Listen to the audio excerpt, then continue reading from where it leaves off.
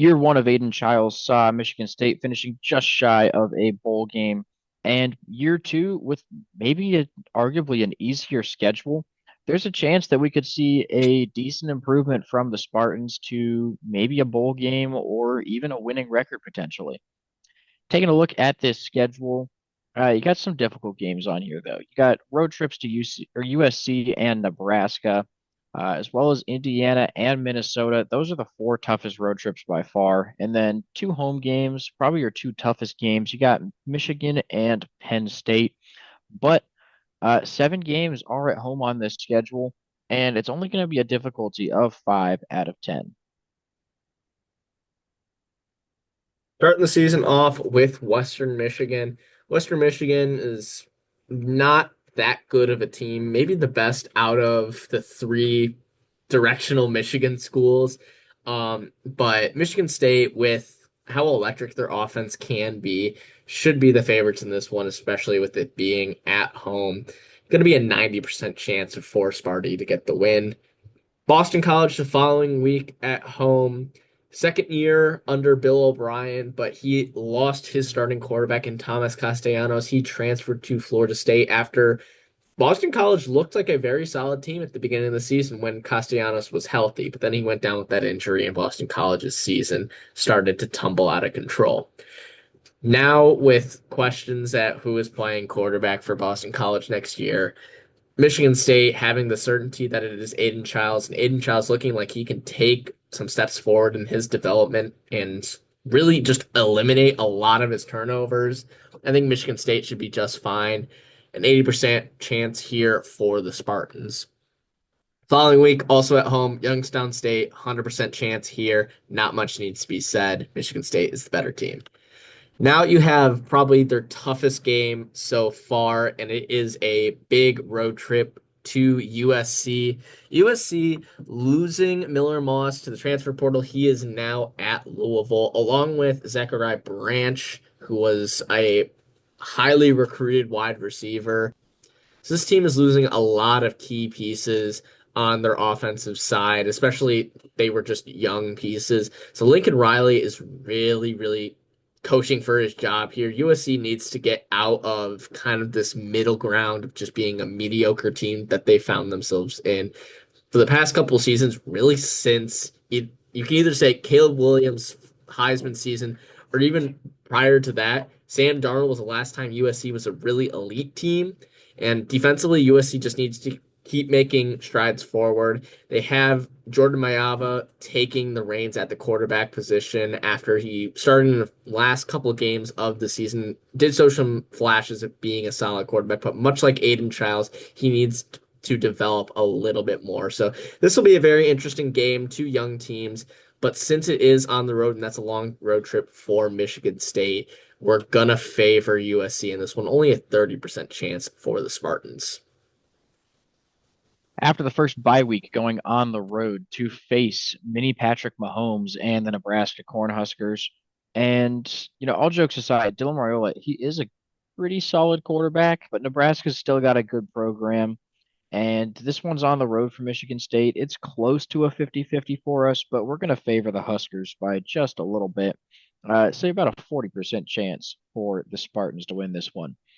Then back at home, and you got UCLA here. Shouldn't be terribly tough. Uh, Nico has recently committed to UCLA, but as of the time of recording this, the official NIL terms still haven't been agreed upon. So there's a slight chance it falls through. Probably not going to happen though. So UCLA is a little bit scarier of a team. Still, I do think that even with Nico on the team, it's a long road trip. It's about a 70% chance for Michigan State, in my opinion, but definitely a game where, they could potentially get upset here at home. Then you're going on the road to face the Indiana Hoosiers, fresh off their college football playoff berth last season, one of the most surprising teams in all of college football. Curtis Rourke is gone, but they're bringing in Fernando Mendoza from Cal. And overall, I think that Kurt Cignetti is going to bring back a pretty solid team again this year. I don't think that the schedule is quite going to allow him to make the playoffs like it did last season. But Indiana's still an 8 to 9-ish win team. And that's going to be really tough for Michigan State to beat on the road. So only a 20% chance in that one. Then it's the rivalry game with the Michigan Wolverines. Michigan's going to be starting a true freshman in 2025 with Bryce Underwood. And there's a lot of unknowns surrounding this Michigan team.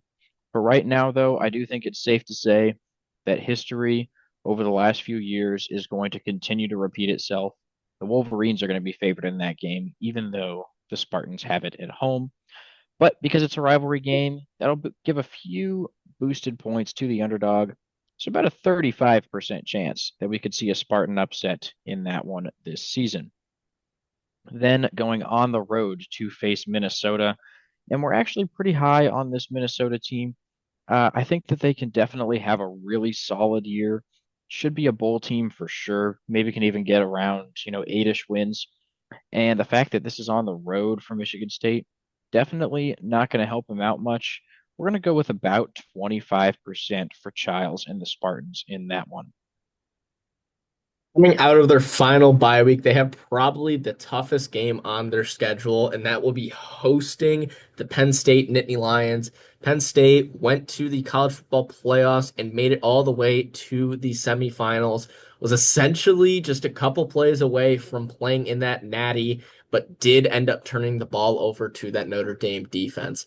But Penn State is back with a vengeance now. They're returning Katron Allen and Nick Singleton at the running back position. They're returning Drew Aller at their starting quarterback position. They have Jim Knowles coming in as their defensive coordinator from that national championship winning Ohio State team.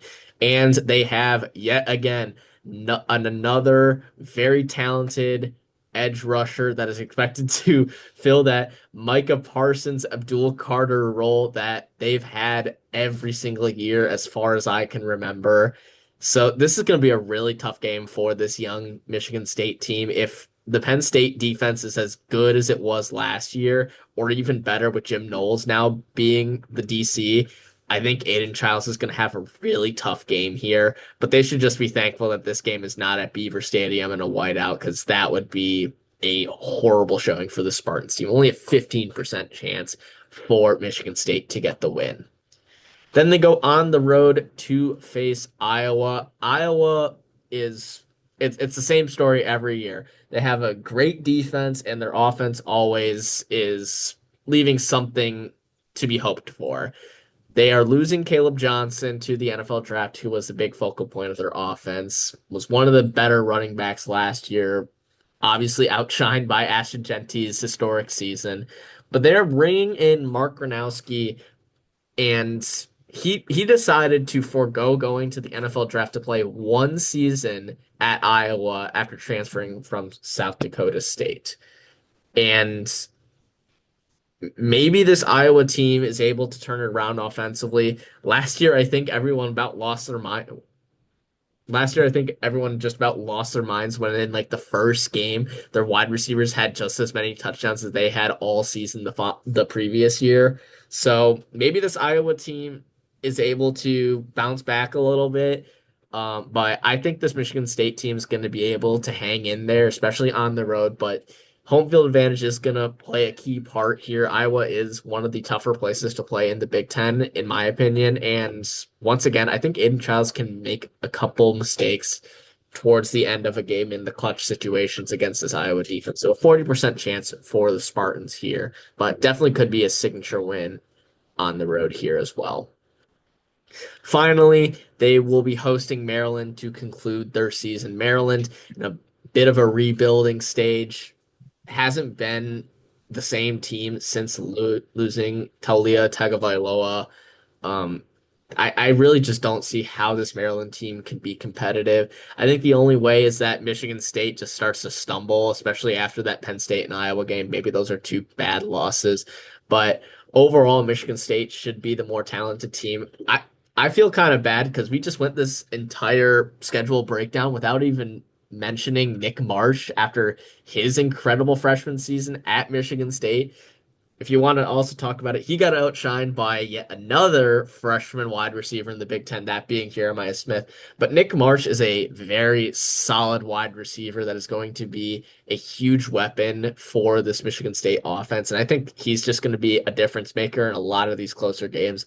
And this Maryland game is no exception. So a 70% chance for the Spartans to end the season with a win. Yeah, I mean, looking at the season as a whole, there's a lot of potential here for Michigan State.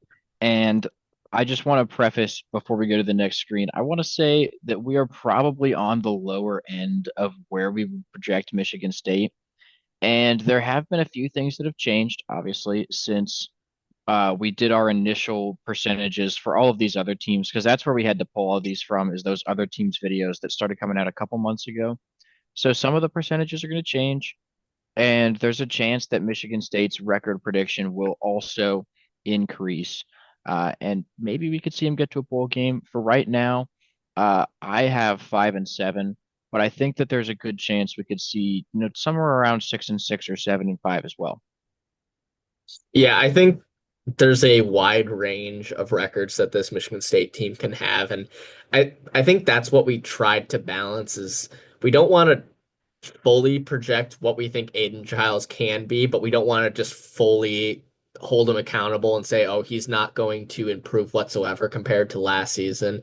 But it is going to be a little bit tougher of a season for them, even though they have a lot of returning production, particularly they don't have a returning running back that has enough experience. Aiden Childs, if you're just basing off of production from last year from rushing yards, Aiden Childs is going to be their leading rusher that's returning because they're losing both of their starting running backs. So that's just going to be something they have to address. But offensively in the passing game, as long as Aiden Childs is able to limit his turnovers, I think they'll be fine.